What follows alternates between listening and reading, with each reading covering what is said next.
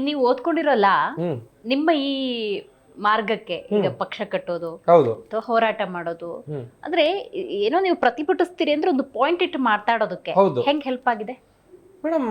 ಬಾಬಾ ಸಾಹೇಬ್ ಭೀಮ್ರಾವ್ ಅಂಬೇಡ್ಕರ್ ಅವರು ಬರೆದಿರುವಂತ ಸಂವಿಧಾನ ಇದೆಯಲ್ಲ, ಅದು ಈಗ ನಮ್ಮ ಮುಸ್ಲಿಮ್ಸ್ಗೆ ಖುರಾನ್ ಎಷ್ಟು ಇಂಪಾರ್ಟೆಂಟೋ ನಿಮ್ಗೆ ಹಿಂದೂ ಅನ್ನೋರ್ಗೆ ಎಷ್ಟು ಭಗವದ್ಗೀತೆ ಇಂಪಾರ್ಟೆಂಟೋ, ಕ್ರಿಶ್ಚಿಯನ್ ಅವ್ರಿಗೆ ಎಷ್ಟು ಬೈಬಲ್ ಇಂಪಾರ್ಟೆಂಟೋ, ಅಷ್ಟೇ ನಮ್ಮ ಜೀವನಕ್ಕೆ ಇಂಡಿಯನ್ ಕಾನ್ಸ್ಟಿಟ್ಯೂಷನ್ ಇಂಪಾರ್ಟೆಂಟ್ ಇದೆ.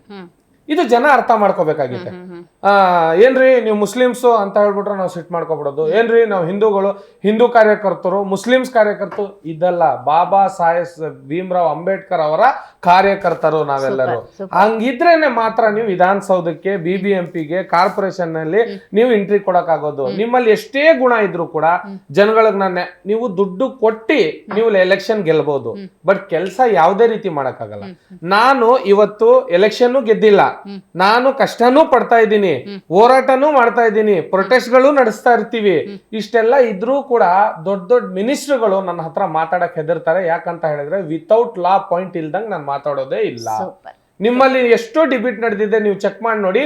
ವಿತೌಟ್ ಲಾ, ಅದು ಅದಕ್ಕೆ ಸಂಬಂಧಪಟ್ಟ ಆರ್ಟಿಕಲ್, ಅದಕ್ಕೆ ಸಬ್ ಕ್ಲಾಸ್, ಸೆಕ್ಷನ್ಸ್ ಇಲ್ದಂಗೆ ನಾನು ಮಾತಾಡಕ್ ಹೋಗಲ್ಲ. ಆಮೇಲೆ ಪ್ರತಿಯೊಂದಕ್ಕೂ ಒಂದು ಕಾರಣ ಇರುತ್ತೆ. ಬಾಬಾ ಸಾಹೇಬ್ ಭೀಮ್ರಾವ್ ಅಂಬೇಡ್ಕರ್ ಅವರು ಅವತ್ತಿನ ಕಾಲದಲ್ಲೇ 1950 ಸಂಪೂರ್ಣವಾಗಿ ಪುಸ್ತಕ ಕೈ ಕೊಟ್ಬಿಟ್ಟು ಹೋಗ್ಬಿಟ್ಟಿದ್ದಾರೆ. ಯಾವ್ದು ಕಿತ್ಲಾಡೋ ಅವಶ್ಯಕತೆ ಇಲ್ಲ. ಅದನ್ನು ಓದಿ, ಬಹಳ ಚೆನ್ನಾಗಿದೆ. ನೀವು ಖುರಾನ್ 1 hour ಓದಿ, ಅರ್ಧ ಗಂಟೆ ಆದ್ರೂ ನಿಮ್ಮ ಜೀವನದಲ್ಲಿ ಇಂಡಿಯನ್ ಕಾನ್ಸ್ಟಿಟ್ಯೂಷನ್ ಓದಿ. ಬೈಬಲ್ 1 hour ಓದಿ, ಇದು 5 ನಿಮಿಷ ಆದ್ರೂ ಇಂಡಿಯನ್ ಕಾನ್ಸ್ಟಿಟ್ಯೂಷನ್ ಹೋಗಿ. ನೀವು ಭಗವದ್ಗೀತೆನ ಫುಲ್ ದಿನ ಓದಿ. ಯಾಕಂತ ಹೇಳಿದ್ರೆ ಜೈ ಹನುಮಾನು ಜ್ಞಾನ ಗುಣಸಾಗರ್, ಜೈ ಪತೀಸ್ತೇರಿ ಸೃಷ್ಟಿ ಉದಾಗರ್, ರಾಮದೂತ ಅತಿಲುತ ಬಲಿಧಾಮ, ಅಂಜಲಿ ಪುತ್ರ ಪವನ ಸುತ ನಾಮ, ಮಹಾವೀರ ವಿಕ್ರಮ ಬಜರಂಗಿ. ಎಷ್ಟೋ ಜನ ಜೈ ಶ್ರೀರಾಮ್ ಅಂದ್ಬಿಟ್ರೆ ನಾನು ಹಿಂದೂ ಅಲ್ಲ. ಇದ್ರ ಅರ್ಥ ಮಾಡ್ಕೊಂಡ್ರೆ ಅವರು ಹನುಮಾನ್ ಬಗ್ಗೆ ಗೊತ್ತಾಗ್ಬಿಟ್ರು, ಬಹಳ ಅವರು ಬರ್ದಿರೋ ಅಂತ ಇದ್ರ ಬಗ್ಗೆ ಗೊತ್ತಾಗ್ಬಿಟ್ರೆ, ಇನ್ನು ಜೀವನದಲ್ಲಿ ನೀವು ಮಚ್ಚಿದ್ರು ಇಟ್ಬಿಟ್ಟು ಪೆನ್ ಎತ್ಕೊಂಡ್ಬಿಡ್ತೀರ. ಅದ್ಭುತ ಅದ್ಭುತ. ನನಗೆ ಈ 71 ದಿವಸಗಳ ಜೈಲು ವಾಸದ ಬಗ್ಗೆ ಹೇಳಿ, ಹೇಗಿತ್ತಲ್ಲ ಅನುಭವ?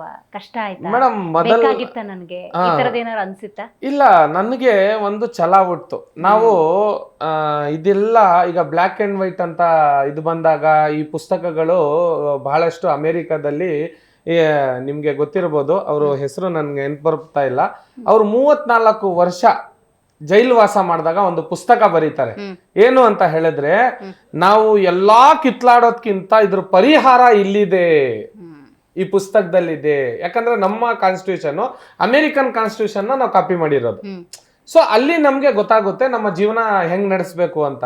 ಸೊ ಅಲ್ಲಿ ಹೋದಾಗ ಬಹಳಷ್ಟು ದೊಡ್ಡ ದೊಡ್ಡ ರೌಡಿಗಳಾಗಿರ್ಬೋದು, ನಾನ್ ಪಂಟ್ರು, ನಾವ್ ಮರ್ಡರರು, ನಮ್ 4 ಮರ್ಡರು, ನಮ್ 5 ಮರ್ಡರು ಅಂತ ಎಲ್ರೂ ಬಂದು ಮೇಡಮ್ ನನ್ನ ಹತ್ರ ಕೈ ಕಟ್ಕೊಂಡು ನಿಂತ್ಕೊಂಡು, ಅಣ್ಣ ನಿಮ್ಗೆ ಗೊತ್ತಿದೆ ನೋಡಿ ಅಣ್ಣ, ನಮ್ದೇನು ಕೇಸ್ ಏನಾಗಿದೆ. ನಮ್ಗೆ ನಾವು ರೌಡಿ ಆಗೋ ಅವಶ್ಯಕತೆ ಇಲ್ಲ, ನಮ್ಮ ಹೆಸರನ್ನ ತಗೊಂಡು ಉಪಯೋಗಿಸ್ಕೊಂಡು ಕೆಲಸ ಮಾಡೋ ಅವಶ್ಯಕತೆ ಇಲ್ಲ. ಆಮೇಲೆ ಬಹಳಷ್ಟು ಜನ ಬೇರೆಯವ್ರ ಹೆಸರುಗಳನ್ನ ಉಪಯೋಗಿಸ್ಕೋತಾರೆ. ನಾನು ಅವ್ರ ಹುಡುಗ, ನಾನು ಅವರು ಮೈ ಉನ್ಕಾ ಚೊಕ್ರಾರೆ, ನಾವ್ ಯಾರ ಚೊಕ್ರಾನು ಅಲ್ಲ, ನಮ್ಗೆ ಉಡ್ಸಿರೋ ದೇವ್ರು ಯಾರು ಅವರು, ಅವ್ರ ಹುಡುಗರು. ನಾವು ಉಡ್ಸಿದ ದೇವ್ರನ್ನ ನೆನೆಸ್ಕೊಂಡು, ನಮ್ಮ ತಂದೆ ತಾಯಿಯನ್ನ ನೆನೆಸ್ಕೊಂಡು ನಾವು ಕೆಲಸ ಮಾಡ್ಬೇಕು ಹೊರತು ನಾವ್ ಯಾರ ಚೊಕ್ರಾನು ಅಲ್ಲ, ಯಾರು ಇದಲ್ಲ. ನಾವು ನಮ್ಗೆ ಒಂದ್ ಸ್ವತಃ ದಾರಿ ಹುಡುಕಿದೀವಿ ಅಂತ ಹೇಳಿದ್ರೆ, ಆ ದಾರಿಲಿ ನಡೀತಾ ಇದೀವಿ ಅಂದ್ರೆ ನಮ್ಗೊಂದ್ ಸ್ಥಾನಮಾನ ಬರ್ಬೇಕು ಅಂತ ಹೇಳಿದ್ರೆ ನಾವು ಪಟ್ಟಿರುವಂತ ಕಷ್ಟನೇ ನಮಗ್ ಬರೋದು. ಆ 71 ದಿವಸದಲ್ಲಿ ನೋವಾಯ್ತಾ? ಬೇಕಿತ್ತ ನನಗಿದು, ಈ ತರದ ಭಾವನೆ ಏನಾದ್ರು ಮೇಡಮ್? ಅವತ್ತು ಹೋದಾಗ ಫಸ್ಟ್ ನಮ್ಮ ಜೀವನದಲ್ಲಿ ನಡೆದಿದ್ದ ಕತೆ ಏನಂತ ಹೇಳಿದ್ರೆ, ನಮ್ಮ ಮನೆಯಲ್ಲಿ ಬಹಳ ಬೆಂಬಲ ಕೊಟ್ರು. ಇದಕ್ಕೆ ನಾನು ಹೇಳಲೇಬೇಕು ಈ ವಿಷಯ. ಯಾಕಂದ್ರೆ ನಮ್ಮ ತಾಯಿ ಫಸ್ಟ್ ನಮ್ಮ ಕುಟುಂಬದವರು ನಮ್ಗೆ ಕೈ ಬಿಟ್ಬಿಟ್ರು. ಇಷ್ಟು ದೊಡ್ಡ ಆಯ್ತಲ್ಲ ಅಂತ ಹೇಳಿ ಈ ಕುಟುಂಬದವ್ರು ಕೈ ಬಿಟ್ಟಾಗ ನಮ್ಮ ತಾಯಿ ಜೈಲಲ್ಲಿ ಯಾವಾಗ ಫೋನ್ ಮಾಡೋರು, ನಮ್ಮ ಪೊಲೀಸ್ನವ್ರು ಫೋನ್ ಕೊಡೋರು ಅಲ್ಲಿ ಒಳಗಡೆಯಿಂದ. ಎಲ್ಲರಿಗೂ 2 ನಿಮಿಷ ಕೊಟ್ರೆ ನನ್ಗೆ 5-10 ನಿಮಿಷ ಕೊಡೋರು. ಶಬಾಸ್, ನೀನ್ ಒಳ್ಳೆ ಕೆಲಸ ಮಾಡಿರೋದು, ನೀನ್ ಏನು ಟೆನ್ಷನ್ ತಗೋಬೇಡ. ಬೆಂಬಲ ಆಯ್ತು, ಬಹಳಷ್ಟು ಪೊಲೀಸ್ನವ್ರು ಬೆಂಬಲ ಆಯ್ತು. ಹೇಳಿದ್ರು, ಫೋನ್ ಕೊಡೋರು. ಕೊಟ್ಬಿಟ್ಟು ನಮ್ಮ ತಾಯಿಗೆ ಮಾತಾಡಿದ್ರೆ ಇವ್ರು ಬಂದು ಮಾತಾಡ್ಕೊಂಡು ಹೋದ್ರು, ಅವ್ರು ಬಂದು ಮಾತಾಡ್ಕೊಂಡು ಹೋದ್ರು. ಇದೇ ಸುಳ್ಳು ಹೇಳೋರು. ಯಾಕಂದ್ರೆ ಎಲ್ಲಿ ನಾನ್ ಡಿಮೋಟಿವೇಟ್ ಆಗ್ಬಿಡ್ತೀನೋ, ಅಲ್ಲಿ ನಾನು ಸೋತ್ ಬಿಡ್ತೀನೋ ನನ್ನ ಗೇಮಲ್ಲಿ ಅಂತ ಹೇಳಿ ನಮ್ಮ ತಂದೆ ತಾಯಿ. ಯಾವಾಗ ನಾನು ಮನೆಗೆ ಬರ್ತೀನೋ ನಮ್ಮ ತಂಗಿ ಹೇಳ್ತದೆ, ಅಣ್ಣ ನಮ್ಗೆ ಯಾರೂ ಇಲ್ಲ ಕಣಣ್ಣ ಅಂದಾಗ ನಮ್ಗೆ ಆವಾಗ ನಮ್ಗೆ ಯಾರೂ ಇಲ್ಲ ಜೀವನದಲ್ಲಿ ಅಂದಾಗ ನಮ್ಗೆ ಬಹಳ ನೋವಾಗುತ್ತೆ. ಯಾಕಂದ್ರೆ ನನ್ಗೆ ಹೆಚ್ಚು ಕಮ್ಮಿ ಒಂದು 2 months ನಾನು ನನ್ನ ಗಮನದಲ್ಲೇ ನನ್ಗೆ ಇರ್ಲಿಲ್ಲ ನಾನು ಎಲ್ಲಿದ್ದೀನಿ ಅಂತ ಗೊತ್ತಿರ್ಲಿಲ್ಲ. ಆ ಮಟ್ಟಕ್ಕೆ ಬೆಳೆದ್ ಬಿಡ್ತೀನಿ. ಯಾಕಂದ್ರೆ ಮತ್ತೆ ಅದೇ ಜನಕ್ಕೋಸ್ಕರ ಇವತ್ತು ಹೋರಾಟ ಮಾಡ್ತಾ ಇದ್ದೀವಿ. ಇಲ್ಲ ಮೇಡಮ್, ಜನ ಅಂತ ಹೇಳ್ಬಾರ್ದು ನಾವು. ಯಾಕಂತ ಹೇಳಿದ್ರೆ ನೋಡಿ, ಇವತ್ತು ನೀವು ನಮಗ್ ಸಹಾಯ ಮಾಡ್ಬೋದು, ಅವ್ರು ನಮ್ಮನ್ನ ದ್ವೇಷಿಸ್ಬೋದು. ಅರ್ಥ ಮಾಡ್ಕೊಳ್ಳಿ. ಯಾಕಂದ್ರೆ ಇದು ಜೀವನ ಅಂತ ಹೇಳಿದ್ರೆ ಒಂದ್ ಗೇಮ್ ಅಷ್ಟೇ. ನಾವು ನಿಮ್ಮನ್ನ ದ್ವೇಷನ ಮಾಡಕ್ಕೂ ಆಗಲ್ಲ, ಪ್ರೀತಿ ಮಾಡಕ್ಕೂ ಆಗಲ್ಲ. ನಮ್ಮ ಕೈಲಿ ಏನಾಗುತ್ತೆ ಅಷ್ಟೇ ಮಾಡಕ್ಕಾಗೋದು. ಇಲ್ಲಿ ಕುಟುಂಬದವ್ರ ಕೈವಾಡ ಬಹಳ ಇರುತ್ತೆ. ಕುಟುಂಬದಲ್ಲಿ ಫಸ್ಟ್ ಕೈ ಬಿಟ್ಬಿಡ್ತಾರೆ. ಬಿಡೋ, ಇವ್ನ್ ಜೈಲ್ಗೆ ಹೋಗ್ ಬಂದ, ಬೇರೆ ಇರುತ್ತೆ, ಇವ್ನ ಮದ್ವೆ ಆಗುತ್ತಾ, ಇವ್ನಿಗೆ ಹೆಣ್ ಕೊಡ್ತಾರ, ಬಹಳಷ್ಟು ಹೇಳ್ತಾರೆ. ನಮ್ಮ ತಾಯಿಯವರ ಫ್ರೆಂಡು, ನಮ್ಮ ಅತ್ತೆ, ಅವರು ಮುಂದೆ ಬಂದು ನಿಮ್ಮ ಮಗನಿಗೆ ನನ್ನ ಮಗಳು ಕೊಡ್ತೀನಿ ಅಂತ ಹೇಳಿ, ಇಂಥ ಧೈರ್ಯವಂತ ಹುಡುಗ, 4 ಜನ. ನಾವೇನ್ ಮೇಡಮ್ ಯಾವ್ದು ಕೆಟ್ಟ ಕೇಸಲ್ಲಿ ಹೋಗಿಲ್ಲ. ನಾವ್ ಯಾರು ತಲೆ ಹೊಡೆದ್ಬಿಟ್ಟು, ಯಾರೋ ಮರ್ಡರ್ ಮಾಡ್ಬಿಟ್ಟು, ಯಾರ್ದೋ ಕಳ್ತನ ಮಾಡ್ಬಿಟ್ಟು 420 ಹೋಗಿಲ್ಲ ನಾವು. ನಾನ್ ಮಾಡಿದ್ದು ನಮ್ಮ ಮುಸಲ್ಮಾನ ಮಹಿಳೆಯರಿಗೆ ಬುರ್ಕಾ ಹಾಕೊಂಡು ಹೋಗಿ ಅಲ್ಲಿ ಎಕ್ಸಾಮ್ ಬರೆಯಲು ಬಿಡಿ ಅಂತ ಪ್ರೊಟೆಸ್ಟ್ ಅಷ್ಟೇ ನಂದು. ಇದಕ್ಕೆ ಎಲ್ಲಾ ಮುಸ್ಲಿಮ್ಸು ನನ್ನ ಪರವಾಗಿ ನಿಂತ್ಕೊಂಡ್ರು. ಬಟ್ ನನ್ನ ರೀತಿ ತಪ್ಪಾಗಿದ್ರು ಕೂಡ, ಅರ್ಥ ಮಾಡ್ಕೊಳಕ್ ಟೈಮ್ ಆಗಿದ್ರು ಕೂಡ, ನಾನು ಹೋಗಿದ್ದ ದಾರಿ ಮಾತ್ರ ಸರಿಯಾಗಿತ್ತು ಅಂತ ನಮ್ಮ ಅತ್ತೆ ಅರ್ಥ ಮಾಡ್ಕೊಂಡು ಇವತ್ತಿಗೂ ಕೂಡ ನಮ್ಗೆ ಬಹಳ ಗೌರವಿಸ್ತಾರೆ. ನಾವು ಅವ್ರಿಗೂ ಗೌರವಿಸ್ತೀವಿ. ಯಾಕಂದ್ರೆ ನಮ್ ತಾಯಿ ಬೇರೆ ಇಲ್ಲ, ನಮ್ಮ ಹೆಂಡತಿ ತಾಯಿ ಬೇರೆ ಅಲ್ಲ, ಪ್ರತಿಯೊಬ್ಬರು ಒಂದೇ. ಬಟ್ ಇಷ್ಟೇ ನಮ್ದು ಕುಟುಂಬ. ನಮ್ ತಾಯಿಗೂ ಹೇಳ್ತೀನಿ, ನನ್ಗೂ ನಾನ್ ಕರೆದ್ರೆ, ಈಗ ನಮ್ ತಂಗಿ ಮದ್ವೆಗೆ ಇಡೀ ಕ್ಯಾಬಿನೆಟೇ ನಮ್ಮ ಮನೇಲಿ ಇರುತ್ತೆ. ವಿಧಾನಸೌಧದಲ್ಲಿ ಇರುವಂತ ಕ್ಯಾಬಿನೆಟೇ ನಮ್ಮ ಮನೇಲಿ ಇರುತ್ತೆ. ಆದ್ರೆ ಕುಟುಂಬದವ್ರು ಬರ್ಲಿ ಬಿಡ್ಲಿ ನಮ್ಗೆ ಅವಶ್ಯಕತೆ ಇಲ್ಲ. ನನ್ ಫೋನು ಸಹ ಯಾರ್ದು ಎತ್ತಕ್ ಹೋಗಲ್ಲ ಇವತ್ತಿನ ಕಾಲದಲ್ಲಿ. ನಮ್ಗೆ ಬೇಕಾದಷ್ಟು ಕೆಲಸಗಳಿದ್ದಾವೆ. ಬೆಳಿಗ್ಗೆ 10 ಗಂಟೆ ಒಳಗಡೆ ನಾವು 9 ಗಂಟೆಗೆಲ್ಲ ನಾಷ್ಟ ಮಾಡ್ಕೊಂಡು ಒಳಗಡೆ ಬಿದ್ರೆ 12 ಗಂಟೆ 1 ಗಂಟೆ ಆಗುತ್ತೆ ಮನೆಗೆ ಸೇರಕ್ಕೆ. ನಮ್ಮ ಎಷ್ಟೋ ಸತಿ ನಮ್ಮ ಗನ್ಮ್ಯಾನ್ ಇದ್ದಾನೆ ಒಬ್ಬ, ಬಹಳ ಅವನು ನಮ್ಮ ಸೆಕ್ಯೂರಿಟಿಲಿ ಯಾವಾಗ್ಲೂ ಸದಾ ಇರ್ತಾನೆ. ಅವನು ಸಿಕ್ಕವನು. ಅವನು ಯಾವಾಗ್ಲೂ ಹೇಳ್ತಾನೆ, ಸರ್ ನಮ್ದೇನು ಕೆಲಸ ಇಲ್ಲ, ನೀವು ಇಷ್ಟೆಲ್ಲ ಮಾತಾಡ್ತೀರಾ, ಇಷ್ಟೆಲ್ಲ ಕೆಲಸ ಮಾಡ್ತೀರಾ ಬಹಳಷ್ಟು. ಆಮೇಲೆ ನನಗೆ ಶೋ ಆಫ್ ಮಾಡೋಕ್ಕೂ ಇದಿಲ್ಲ, ನನಗೆ ಅಭ್ಯಾಸ ಇಲ್ಲ. ಶೋ ಆಫ್ ಮಾಡಬೇಕು, ಏನೋ ಒಂದು ಮಾಡಬೇಕು, ಅವಶ್ಯಕತೆನೇ ಇಲ್ವಲ್ಲ ಮೇಡಮ್. ನಾವು ರೈತಾಪಿ ಕುಟುಂಬದಿಂದ ಬಂದಿರೋದು, ಬಡತನ ಏನು ಅಂತ ನಮ್ಗೆ ಗೊತ್ತಿದೆ, ನಾವು ಜೀವನ ಮಾಡ್ಬೇಕು ಹೆಂಗಂತ ನಮ್ಗೆ ಗೊತ್ತಿರಬೇಕು. ನಮ್ಮ ಹಾಸನದಲ್ಲಿ ಒಬ್ರು ಶಫೀಮಮ್ಮ ಅಂತ ಇದ್ರು. ಅವ್ರ ಹೆಸರು ತಗೊಂಡ್ರೆ ನನಗೆ ಒಂದು ಗೌರವ ಹಾಸನದಲ್ಲಿ.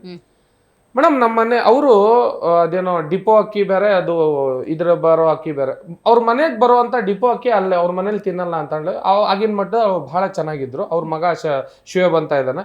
ಅವ್ರ ಕೈಲಿ ಕೊಡ್ಸ್ಬಿಟ್ಟು ನಮ್ಮ ಮನೆಗೆ ಅಕ್ಕಿ ಕೊಟ್ಟು ಕಳ್ಸೋರು. ಅವ್ರಿಗೇನು ಅವಶ್ಯಕತೆ ಇತ್ತು ನನಗೆ ಸಹಾಯ ಮಾಡಬೇಕು ಅಂತ ನೋಡಿ. ಆ ಸಹಾಯ ಮಾಡಿದ್ದಕ್ಕೆ ಇವತ್ತು ನಾನು ಸಾಧಕನಾಗಿದ್ದೀನಿ, ಇವತ್ತು ಸಮಾಜ ಸೇವಕನಾಗಿದ್ದೀನಿ. ಇವತ್ತು ಅವ್ರ ಮಕ್ಳಿಗೆ ನಾನು ಫೋನ್ ಮಾಡ್ಬಿಟ್ಟು, ಅವ್ರು ಫೋನ್ ಮಾಡಿದ್ರೆ ನಾನು ಇಮ್ಮಿಡಿಯೇಟ್ 1 ರಿಂಗೂ ಆಗಕ್ ಕೊಡಲ್ಲ. ಫೋನ್ ಎತ್ಬಿಟ್ಟು, ಏನ್ ಮಮ್ಮ ಹೇಳು, ಏನು ಶಿವಬಣ ಹೇಳು ಅಂತ ಹೇಳಿಬಿಟ್ರೆ ಅವ್ರ ಮಗನ್ಗೆ, ನೀನ್ ಯಾಕೆ ನಮ್ಗೆ ಇಷ್ಟು ಬೆಲೆ ಕೊಡ್ತೀಯಾ, ನಿನ್ಗೆ ಜನ ಭೇಟಿ ಆಗಕ್ಕೆ ಕಾಯ್ತಾ ಇರ್ತಾರೆ, ನಿನ್ಗೆ 1 ಫೋನ್ ಮಾಡಿದ್ರೆ ಸಾಕು ಅಂತಾರೆ. ನಾನೇನು ಹೇಳ್ತೀನಿ, ಅವ್ರ ಮಗನ್ಗೂ ಕೂಡ ನಾನು ಇದೇ ಹೇಳೋದು, ನನಗ್ ಮಾಡಿರೋಂತ ನಿಮ್ಮ ತಂದೆ ಕರ್ತವ್ಯ ಇದೆಯಲ್ಲ, ಇಡೀ ಜೀವನ ನಾನು ಸಾಯೋ ಗಂಟನೂ ಹೇಳ್ತೀನಿ, ನೀನು ಇದ್ರಲ್ಲಿ ಅಡ್ಡ ಬರಕ್ ಆಗಲ್ಲ. ಜಿ ಕನ್ನಡ ನ್ಯೂಸ್ ಈಗ ನಿಮ್ಮ ಮನೆಯಲ್ಲೇ ನೋಡಿ, ಎಲ್ಲ ಕೇಬಲ್ಗಳಲ್ಲಿ ಈಗ ಲಭ್ಯ. ನಿಮ್ಮ ನೆಚ್ಚಿನ ಜಿ ಕನ್ನಡ ನ್ಯೂಸ್ ಈಗ ಸನ್ ಡೈರೆಕ್ಟ್ ನಲ್ಲಿ number 292, Tata play number 1664, Jio TV number 1334, NXT digital number 30, in cable number 30, city networks 51, U digital number 162, GTPL number 17, Rockline telecommunications number 42, Shri Basaveshwara cable number 168, rural cable network 60, Vinayaka digital 57, Abhishek cable 821, city channel 53, Siddeshwara cable network 57, V4 digital Infotech 628, Surya digital networks 53, Gajanan digital number 836, Malnad infotech private limited number 56, Metrocast number 830, victory digital number 167ರಲ್ಲಿ ನೋಡಿ ಆನಂದಿಸಿ.